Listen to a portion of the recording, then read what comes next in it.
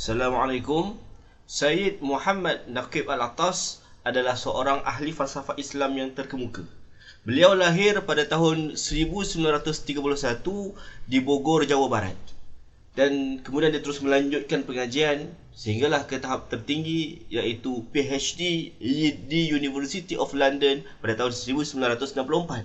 Kemudian dia mengasaskan International Institute of Islamic Thought and Civilization, iaitu ISTEC, pada tahun 1987.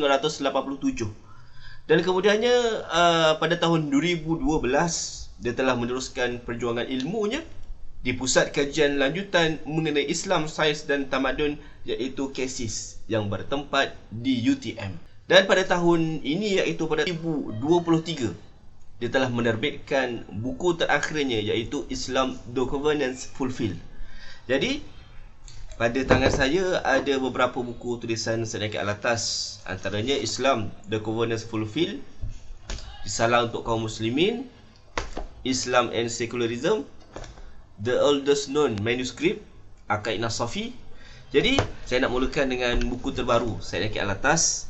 Antara idea falsafah yang menarik untuk kita kaji adalah Syed Naqib Al-Attas mengetengahkan pemikiran Muslim bahawa manusia adalah ciptaan istimewa. Walaqad karramna bani Adam, telah kami muliakan anak-anak Adam. Yang mana pada pandangan ahli falsafah barat yang mengalami krisis existentialism, kadang-kadang mereka tidak tahu nak memposisikan manusia ini sebagai apa. Jadi di sini disebutkan bahawa manusia adalah satu ciptaan istimewa dan yang diciptakan oleh Allah.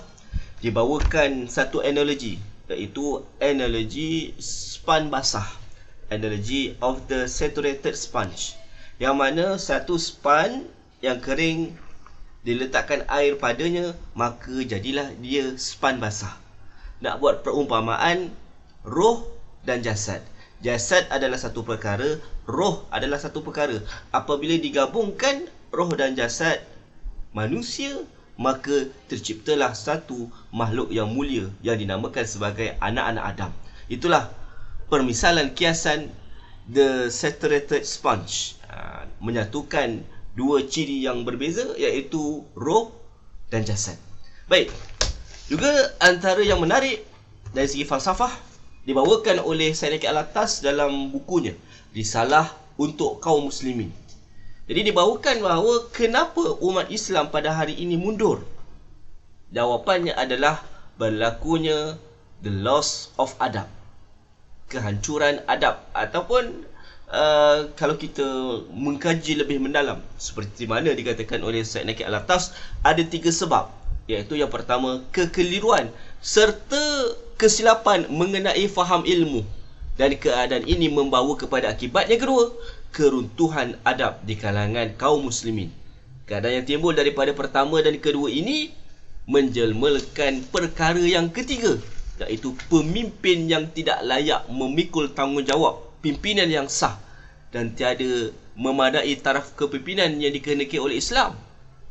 Pemimpin yang sebegitu mengakibatkan dua perkara yang kita sebutkan tadi, iaitu kekeliruan faham ilmu, yang kedua keruntuhan adab. Dan kalau kita lihat hari ini, betul lah seperti mana kata Syed Naqib Al-Attas, apabila orang jahil dijadikan sebagai pimpinan, diketengahkan, orang ramai lebih suka mengikuti orang yang menimbulkan kontroversi berbanding mengikuti ahli ilmu yang sebenar. Dan salah satu jasa besar Syed Naqib Al-Attas adalah menjadi perisai kepada umat Islam dalam menghadapi fahaman falsafah barat.